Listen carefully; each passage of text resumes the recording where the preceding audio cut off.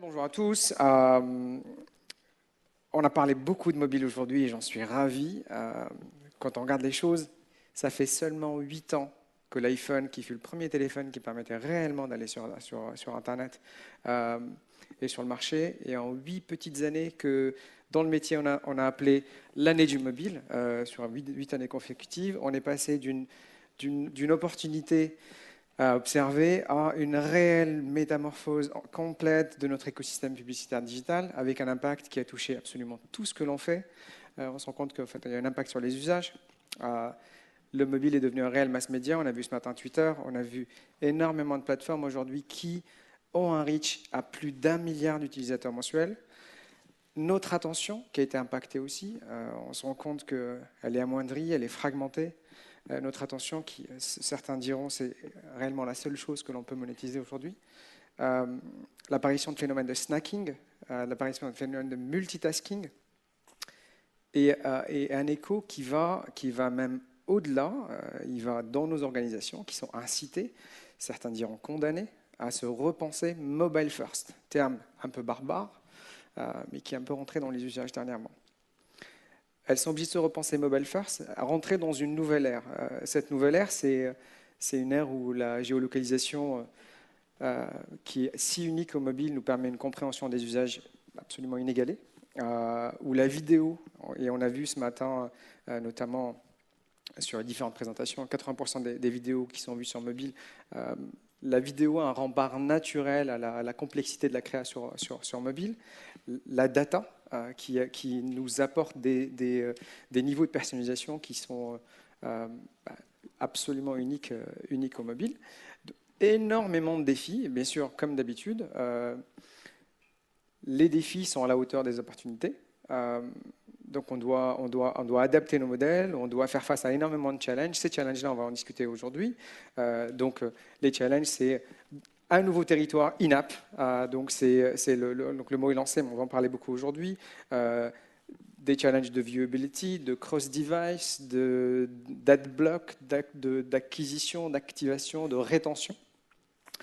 À la clé de tout ça, des chiffres qui sont assez intéressants. L'année prochaine, les prédictions de revenus publicitaires sur mobile vont pour la première fois dépasser les 100 milliards de dollars.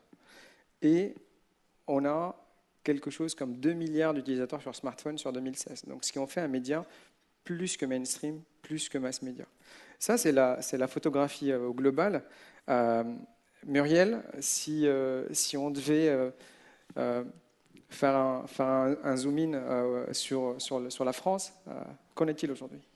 Oui, alors au sein de nos bases de données TGI, ce qu'on a vu aujourd'hui, c'est qu'on a 46% des Français de 15 ans et plus qui sont connectés sur Internet via leur smartphone au cours du dernier mois.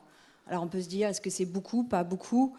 Juste deux choses, on a les données TGI sur 50 pays, on a fait une moyenne de ces usages et on est à 32%. Donc oui, la France est en avance. Par contre, c'est sûr qu'il y a sur certains marchés où on compte beaucoup plus de connexions sur smartphone, comme le Danemark, on a quand même 2 tiers de la population qui se connecte via leur smartphone sur Internet, ou les US, où on est à 60%. J'ai retenu 3 autres chiffres pour donner un peu un panorama. Aujourd'hui, en France, 1 tiers des utilisateurs passent plus d'1 heure par jour sur leur smartphone pour se connecter à Internet. Et le deuxième point, c'est qu'aujourd'hui, on a quand même un individu sur 2, un internaute sur 2 qui va utiliser au moins 2 devices pour se connecter. Donc un PC plus un smartphone ou une tablette. Et on monte à 20% pour une connexion sur 3 devices. Et puis le deuxième point, un peu pour faire un état des lieux sur ces usages, c'est vrai qu'on parle pas mal de perméabilité des usages selon les supports. Donc on s'est posé la question, où est-ce qu'on en est vraiment? Alors le premier point qu'on a vu, c'est que quand on utilise 2 devices, un individu sur 2 a comme priorité de se connecter sur Internet, mais ce, quel que soit son support.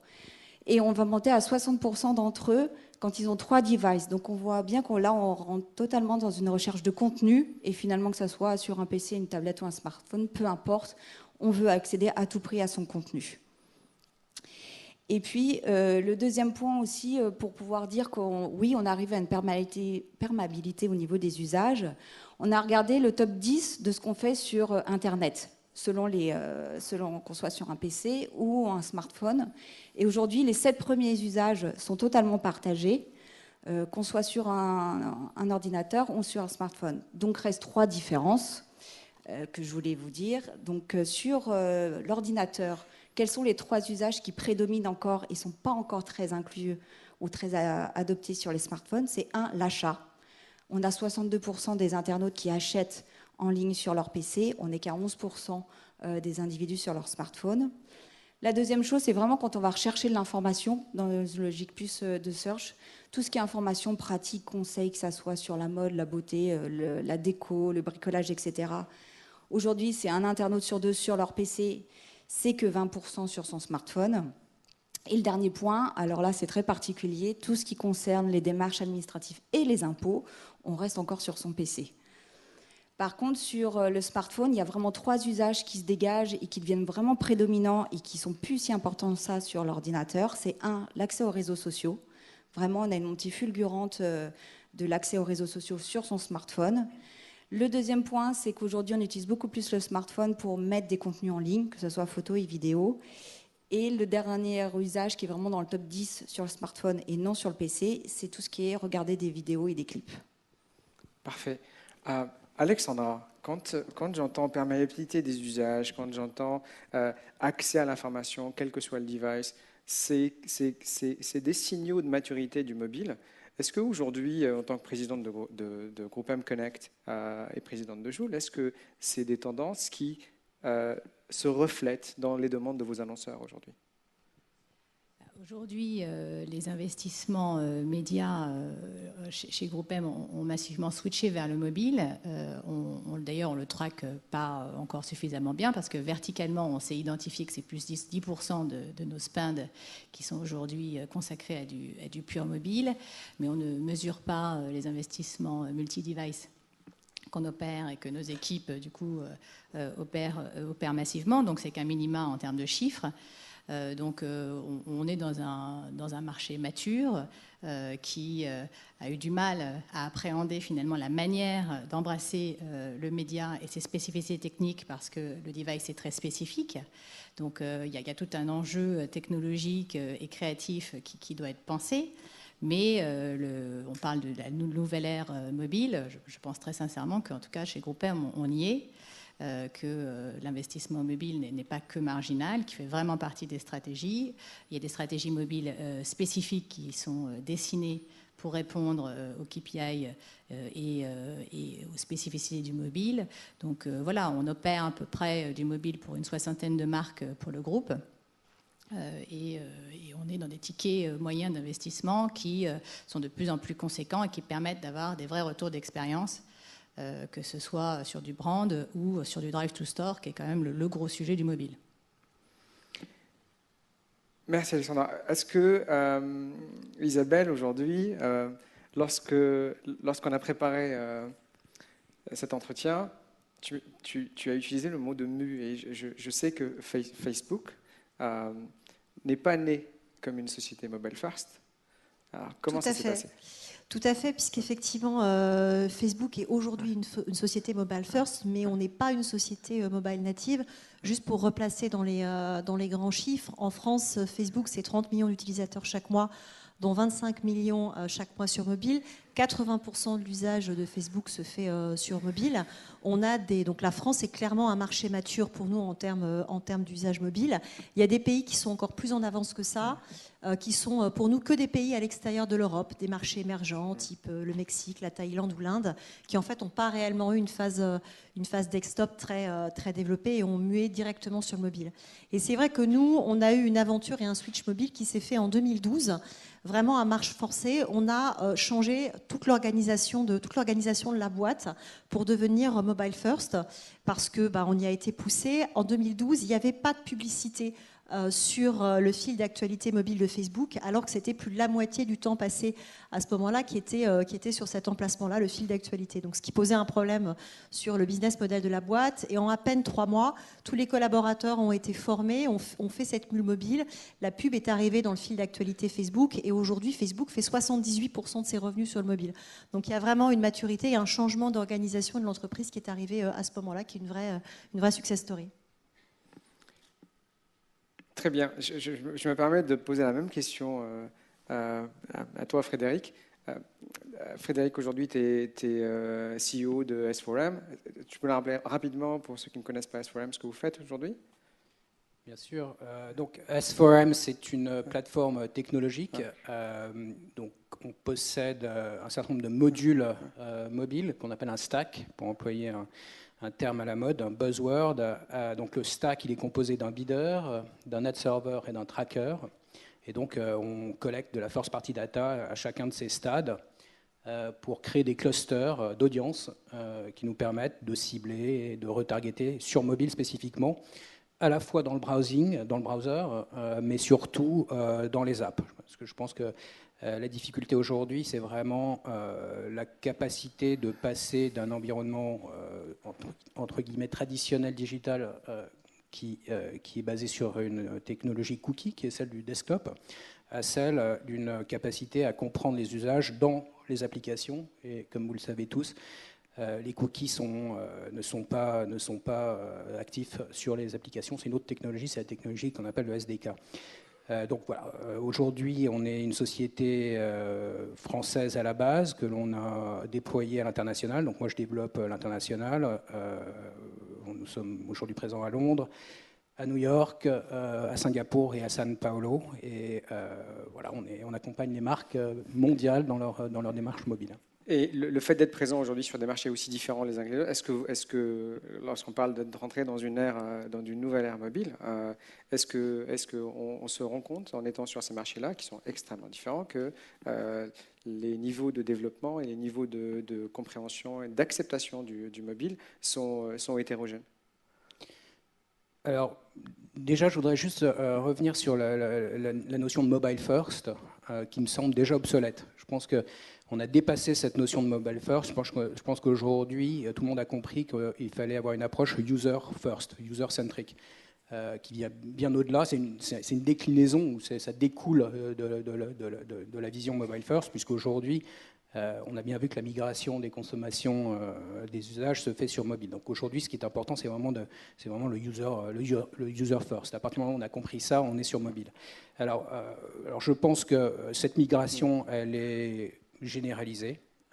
Donc elle est en France, bien sûr, mais elle est aussi dans les pays, entre guillemets, que l'on considère en théorie plus matures. Je pense aux États-Unis, je pense en Angleterre. En réalité, j'en discutais d'ailleurs à l'heure du déjeuner avec ma voisine, je pense que la technologie, en fait, tout parle de la technologie. La technologie, elle est mondiale par essence, elle est scalable. Et la maturité d'un pays, en réalité, elle découle de la capacité d'utilisation de la technologie. Donc, que la technologie soit initiée aux États-Unis, en France, en Asie ou ailleurs, je veux dire qu'en quelques mois, elle est appréhendée par tous. Et donc la maturité d'un pays, je pense qu'elle est plus liée à la taille du pays qu'à la sophistication technologique. Je pense que quand on parle d'un pays mature comme les États-Unis ou l'Angleterre, je pense que c'est vraiment la taille du pays qui est en jeu. Quand on fait un test de campagne en France, le test, il est de quelques dizaines de milliers d'euros. Un test de campagne aux États-Unis, c'est 100 000, 200 000 $.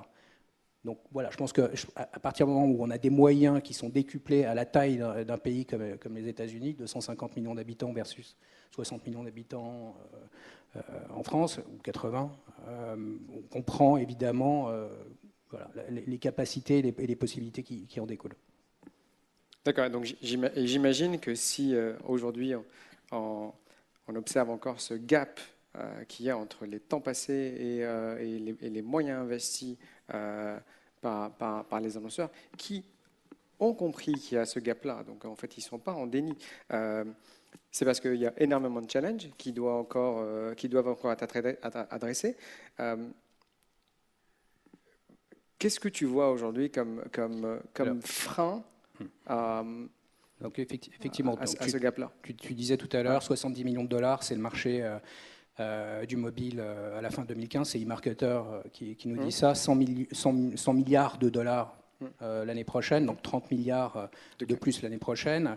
ça signifie qu'il y a quand même un gap encore entre les investissements sur mobile et le temps passé des individus sur mobile. Pourquoi? De mon point de vue, c'est parce qu'il y a encore bien sûr une absence, enfin, une méconnaissance ou une absence d'expertise, mais surtout, je pense, un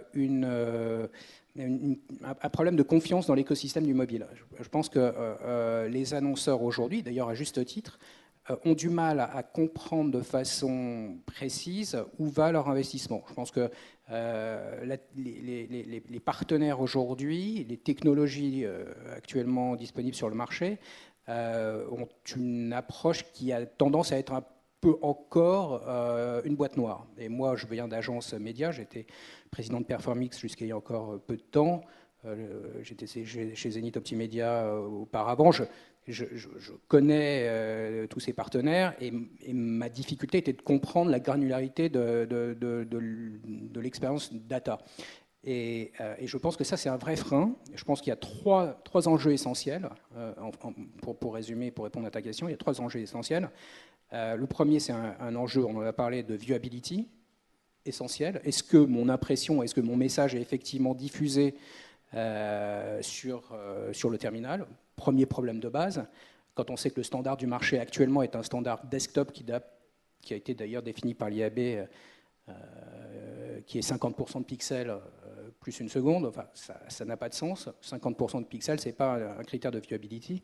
Deuxième souci, c'est un problème de targeting. Et ça, c'est quelque chose dont je me suis complètement aperçu depuis que je suis passé de l'autre côté, du côté techno, dont je n'avais aucune connaissance, je le dis de façon tout à fait candide quand j'étais en agence média. Les problèmes de targeting sur mobile sont essentiels. Il y a un premier problème de targeting sur l'environnement, l'operating system, l'OS. Certaines campagnes sont envoyées, sont formatées pour Android, sont envoyées sur iOS et inversement, ça reste souci. Et il y a un problème de format défini pour un terminal particulier. Je prends un exemple, un iPhone 6. Certains formats formatés sur iPhone 6 peuvent être envoyés sur iPhone 3 ou 4, peu importe, ou Samsung Galaxy. Donc ce sont des formats qui tout simplement ne sont pas diffusés. Et ça, on n'en a aucune idée, ni du côté annonceur, ni même du côté agence média, en tout cas moi quand j'étais du côté agence média. Et donc un vrai problème de transparence de ce point de vue-là, essentiel. Troisième problème qui est de mon point de vue essentiel, c'est la brand safety. Est-ce qu'on est certain de l'environnement dans lequel est diffusé le message publicitaire? Voilà, donc une fois qu'on a établi ces 3 KPI essentiels, l'idée c'est de monter une technologie qui y réponde et qui soit totalement transparente à disposition des annonceurs. Évidemment, c'est ce que nous faisons chez S4, chez S4M. Je fais un petit peu de publicité pour moi-même, bien sûr. On a fait donc ça récemment. sera facturé. Ça sera facturé. on a diffusé on a mis en place un ad verification score qui est basé sur une étude de 1 milliard d'impressions sur mobile, 30 campagnes mobiles, donc à peu près 33 millions d'impressions par campagne, donc vraiment des campagnes de taille significative en France, et on a testé tous les DSP du marché, donc un vrai benchmark. Et sur les 3 critères, ad viewability, brand safety, targeting, on a des résultats qui sont édifiants. Au hasard, 20% des campagnes HTML ne sont pas vues, enfin ne sont pas loadées à 100%. 40% des campagnes statiques sont diffusées dans des environnements qui ne sont pas safe. 10% des campagnes à la fois statiques ou HTML5 sont diffusées sur soit des mauvaises OS ou des mauvais devices. Donc tout simplement, si on extrapole à la hauteur du marché 70 milliards de dollars ou 100 milliards l'année prochaine, ça fait 10 milliards de dollars qui sont tout simplement évacués, brûlés, sans aucune efficacité pour l'annonceur. Et donc c'est essentiel pour les acteurs du marché, nous en tête bien sûr, et on arrive un peu comme les poils à gratter du marché en établissant ces critères de viewability, de targeting, de brand safety, pour, je pense, combler le gap dont on parlait tout à l'heure. D'accord. En fait, je trouve que ton message reboucle absolument dans la même lignée de ce que disait David ce matin en clôture. Le discours de transparence a été porté par l'IAB dans ses missions depuis son lancement. Alexandra, quand on entend cela, est-ce qu'aujourd'hui, ces challenges de transparence, de viewability, de confiance dans le média sont des soucis de tous les jours aujourd'hui chez vos clients? Alors moi, je ne partage pas tout à fait ce point. Moi, je pense que ce qui freine l'investissement au regard du temps passé qu'on constate et le faible investissement qu'on met en parallèle sur le mobile, bien sûr, il y a ces enjeux qui sont des enjeux marché, mais qui ne sont pas spécifiques au mobile, qui sont des véritables enjeux marché. Les enjeux spécifiques au mobile, en première instance, c'est quand même la complexité pour adresser les campagnes sur le mobile. Il y a des enjeux de format, des enjeux de device, d'OS, de taille, voilà. Il n'y a pas de normage. Le marché tente à se structurer et c'est une bonne chose. On est d'ailleurs acteurs nous-mêmes pour aider à cette maturité, mais c'est quand même un peu le Far West, il faut quand même se le dire. Donc il est important d'abord de structurer les campagnes, de déployer des outils ou de les construire, parce qu'à date, très clairement, il n'y avait pas dans les outils standards du marché de capacité de mesure qui soit à hauteur du challenge et de diffusion pour vérifier qu'effectivement les formats étaient bien à la taille du device, etc., etc. Voilà, il y a énormément de loupés qui ont eu lieu en démarrage sur le mobile. Donc il y a tout un enjeu de stack technologique, effectivement, d'abord à adresser et à standardiser pour pouvoir permettre aux annonceurs d'aller sereinement dans la continuité de leurs actions médias, adresser leur public avec des messages spécifiques. L'autre challenge, c'est aussi le message.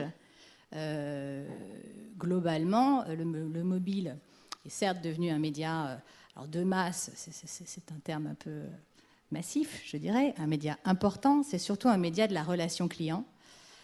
Et le vrai enjeu, au-delà de la mesure, ça va être pour les annonceurs d'embrasser cette spécificité et d'adapter finalement leur contenu à ce qu'offre le mobile, donc la contextualisation, la personnalisation. Et c'est un gros challenge créatif pour pouvoir délivrer un message qui soit accepté, on parlait des adblockers tout à l'heure, qui soit en phase avec les contenus consommés et les usages.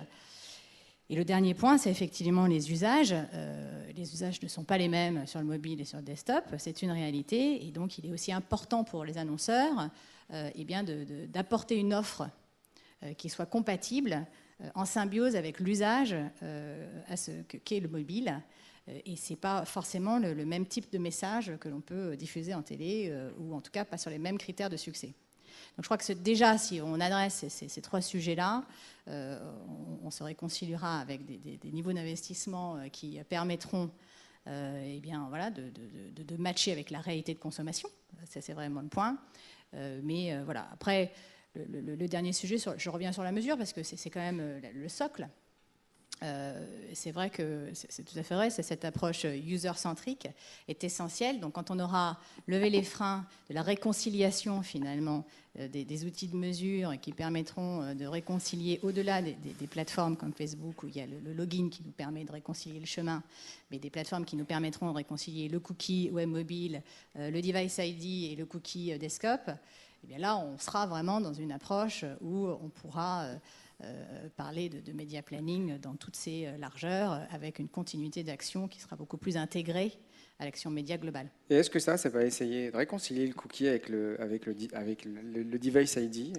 Est-ce que c'est pas essayer de régler un problème qui, une fois résolu, ne sera plus un problème, parce que potentiellement tout le monde sera sur mobile? Je vais peut-être un peu loin. Mais... Aujourd'hui, on a 50% de VU sur apps et 50% de VU sur web mobile. Le temps passé, effectivement, n'est pas du tout à cet endroit-là. Il est 80% sur apps et 20% sur browsing. Ouais. Les investissements aussi, globalement, hein, c'est à peu près ça, 70-30. Mais on ne peut pas se permettre de ne pas faire de réconciliation dans un endroit où, effectivement, la nature du surf et de ce qu'on vient y chercher restera toujours latente. Oui, les apps vont continuer à croître, oui, elles vont continuer à devenir importantes, mais il y a quand même une règle absolue qui se confirme dans tous les pays et tous les usages, c'est que chaque personne ne télécharge pas plus de 20 applis sur son téléphone. 20 Donc, applications. à un moment ouais. donné, il va falloir effectivement continuer à aller investiguer et se renforcer, mais réconcilier ces deux mondes, on ne pourra pas faire l'un sans l'autre, même si l'apps est dominante aujourd'hui, et avoir une chaîne intelligente qui fait qu'on s'est tracé cet ID unique, qui est quand même la force du mobile, hein, parce qu'un cookie, on ne sait jamais qui est derrière un cookie, quelque part, ça peut être plusieurs utilisateurs d'une même famille, de l'adolescent au grand-père. Ouais. Aujourd'hui, cet ID unique, c'est un téléphone unique, on a une capacité du coup de contextualisation et de ciblage qui est bien plus forte, qui est une vraie chance. Donc il faut la scaler. Alors 20 applications, souvent dans les 20, il y en a 4 de chez vous. C'est ça. Il y en a dans les 20, en fait, 80% du temps va être passé sur 5 applications dans le mobile. Et sur ces 5 applications, l'entreprise Facebook va en animer 4, qui sont Facebook, Instagram, WhatsApp et Messenger. Et je vous laisserai deviner quelle est la 5e. C'est une grande application. 80% du temps passé sur mobile. Sur 5 applis. Sur 5 applications. Sur 5 applis. Donc il y a un vrai Et enjeu. vous en avez 4 ? Et on en a 4 que je viens de vous citer. Et en complément de ça, je rejoins ce que dit Alexandra. Il y a un vrai sujet pour arriver à avoir une expérience utilisateur qui soit le plus fluide possible. C'est un vrai truc parce que le cookie ne va pas permettre de réconcilier à un seul individu. Surtout que les parcours aujourd'hui, ils sont cross-device.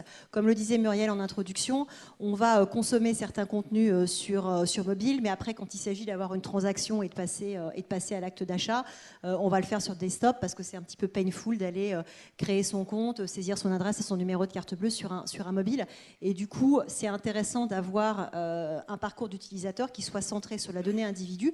Ce qu'on fait forcément chez Facebook, puisque comme tu le soulignais, on est à l'identifiant, les gens se loguent. Ils se loguent avec une adresse mail de confiance et du coup, on va pouvoir les reconnaître qu'ils se connectent sur leur mobile, sur leur tablette ou sur leur desktop.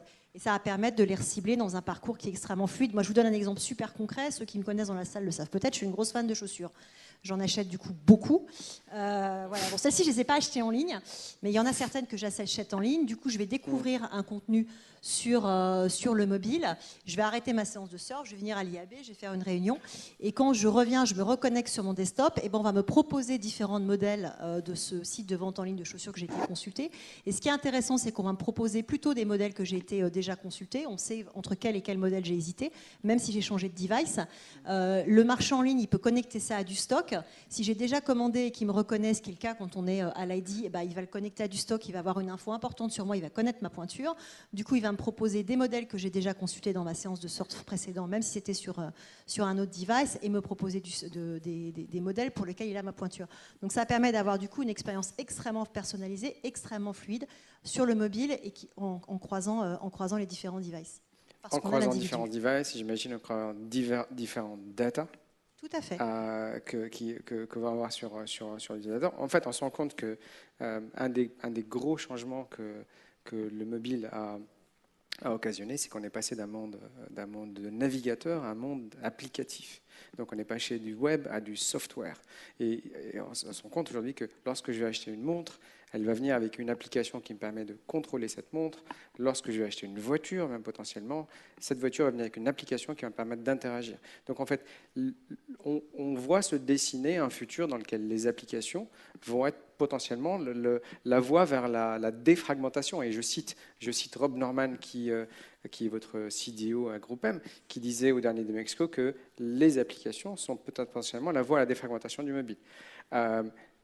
Toutes ces applications, c'est autant de data qu'on va pouvoir récolter. Alors Muriel, est-ce que ces data récoltées en masse, j'ai entendu te parler de zeta ou de pétaflop ce matin, et on a le droit de dire des acronymes à cette table ronde, by the way. Qu'est-ce que ça change ? En fait, pour nous, ça marche. Ouais. Oui. Pour nous, chez Kantar Media, forcément, la data, c'est au cœur de notre activité, que ce soit sur l'audience, la veille ou la stratégie média. Et en fait, ce qu'on voit, c'est que la data, aujourd'hui, quand on en parle, on met quand même en avance une certaine dualité, cette dernière. Parce que d'un côté, elle apparaît vraiment comme le pilier aujourd'hui fondamental pour comprendre le consommateur, pour le traquer, pour le cibler. Mais d'un autre côté, il y a une telle prolifération de ces data que ça amène quand même une certaine confusion. Et en fait, on regarde sur un marché, qu'on soit du côté de la demande ou qu'on soit du côté de l'offre, en fait, on s'aperçoit que le marché a quand même besoin, de données qu'on va dire fiables, et deux, partageables. Et si les différents acteurs de la chaîne de valeur média se mettent à parler un langage complètement différent, en termes de data, ça rend quand même le marché assez complexe, voire inefficace. Donc c'est vrai que cette data doit être quand même au service de l'ensemble de l'écosystème et puis, comme on le dit depuis tout à l'heure aussi, à aider à avoir une meilleure compréhension de la part de l'annonceur. Donc du coup, sur cette data, quand on dit fiable et partageable, c'est vrai que nous, on considère que cette donnée, pour qu'elle soit vraiment utilisée par tout le monde, elle doit être de qualité, avec certainement une certaine neutralité et répondre à des standards. Et quand on dit partageable, on pense vraiment qu'il faut que l'ensemble des acteurs puissent accéder à cette donnée pour surtout apporter une meilleure cohérence pour l'annonceur. Mais est-ce que, là par exemple, quand on voit les agences et les annonceurs se sont très vite orientés sur mobile vers un achat d'audience plutôt qu'un achat contextuel, qui a été un peu favorisé par de la data, est-ce que tu vois d'autres applications de la compréhension, voire d'une meilleure lecture apportée aux différents acteurs de l'écosystème de cette data-là?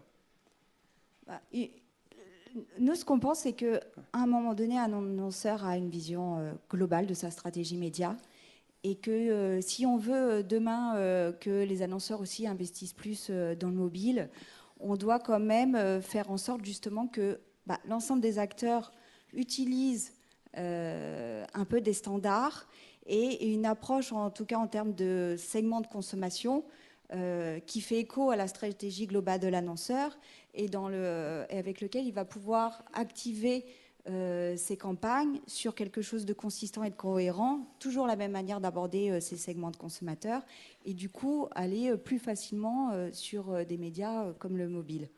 Donc voilà, on pense vraiment que cette donnée doit être au service de l'ensemble des acteurs, qu'elle doit être partagée, accessible par tout le monde, et du coup aussi faciliter la compréhension de l'annonceur dans l'activation de l'ensemble de ses campagnes, quel que soit le canal. Frédéric, quand on dit data, on entend SDK. Est-ce que tu confirmes ce challenge-là? Bien sûr, oui, non, je confirme ce challenge-là et je confirme aussi que, même si Alexandra n'est pas tout à fait d'accord avec moi, je suis d'accord avec elle, parce que tout ce qu'elle a dit, je confirme que c'est parfaitement en ligne avec ce qu'on pense, en tout cas ce que je pense moi personnellement. Je voulais juste préciser, il y a un certain nombre de challenges, on en a parlé. Le challenge essentiel, c'est quand même celui de capter l'attention de l'audience et de savoir diffuser le bon message, bien sûr, au bon moment, à la bonne personne dans le bon contexte, mais surtout avec le bon format créatif et le bon contenu créatif. Et on en a parlé un peu tout à l'heure, et j'ai vu quelques tweets d'ailleurs à ce sujet durant la présentation précédente de Aurore. Je crois qu'il y avait un tweet qui traitait du format notamment vidéo. Je pense que l'erreur majeure, et qui est aussi peut-être un frein à la progression des investissements publicitaires sur mobile, qui malgré tout sont quand même en explosion assez conséquente. Je pense que l'approche de l'extension d'un format traditionnel, d'un contenu traditionnel au mobile est une erreur. Donc le format vidéo en particulier, la taille du format vidéo, est un des points essentiels, je pense, du désengagement de la cible. On ne peut pas traiter le mobile comme on traite le desktop ou comme on traite la télévision. Un format 30 secondes ou plus sur le mobile, ça n'a aucun sens. Et donc je pense qu'il faut aussi vraiment réfléchir que les agences de création, les créateurs de valeur réfléchissent au contenu créatif. Ce qui va absolument de soi lorsqu'on pense user first, donc je suis absolument en phase. Je sens qu'on va me faire un signe dans pas longtemps. Ils ont déjà été faits, mais ils ont déjà été faits. Mais comme j'ai un projecteur de 800 watts dans les yeux, je ne vous vois pas. Donc, je termine juste par un truc. On a parlé de case study, on a parlé de potentiellement de next big thing sur mobile. On dit souvent le futur est parmi nous, il n'est juste pas uniformément réparti. Est-ce que quel est selon vous, et on le fait rapidement, peut-être en un mot pour clôturer, le next big thing à anticiper sur mobile?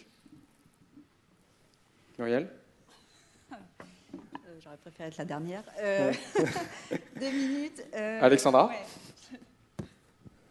Déjà, the big thing, c'est le drive to store. D'accord, toute la dimension retail, la capacité de géolocalisation du mobile avec le device ID, c'est quand même un chantier sur lequel on est balbutiant, c'est le démarrage. Et c'est the next big thing, c'est déjà the thing et c'est the next big thing pour moi. Les objets connectés, sans aucune ambiguïté, toute la collecte de data associée et la puissance de ce qu'on pourra en faire en efficience média. Et je vais m'arrêter là, je vois que... Non, un mot, ce serait top. Je passe. Du coup, c'est difficile en un mot. Nous, côté Facebook, ce qu'on voit comme next big thing va être lié à tout ce qui est messagerie instantanée. Sur WhatsApp, je vous donne un chiffre, il s'échange 30 milliards de messages par jour. Donc il y a un vrai challenge et chantier de ce côté-là qui va permettre de réengager, de reconnecter avec les consommateurs, d'avoir des parcours très fluides et puis surtout d'avoir tout l'historique d'une conversation entre 2 personnes ou entre une personne et une marque. Et c'est là-dessus qu'on travaille beaucoup, notamment avec Messenger. J'ai fait plus d'un mot, mais j'ai fait court. Le next big thing, ça pourrait être le sujet du panel en entier. Donc juste en un mot, c'est difficile, mais je voulais juste dire, je pense que c'est évidemment, pour moi en tout cas, le pont entre le digital et le monde réel, et évidemment le smartphone est au cœur de tout ça. Parfait, je vous remercie beaucoup. Non, pardon, excuse-moi, je t'en prie. Un mot. Non, un mot, juste si on regarde 2-3 pays, nous ce qu'on a vu, c'est que par exemple en Inde, le next big thing, c'est le mobile qui devient le premier écran. Et bien sûr, ces belles paroles, et sur ce panel qui rarement est, j'allais dire, plus féminin que masculin, donc je voulais le souligner. Et donc, vous remercie. On essaiera d'avoir au moins 50% d'hommes l'année prochaine. C'était difficile cette année. En tous les cas, merci.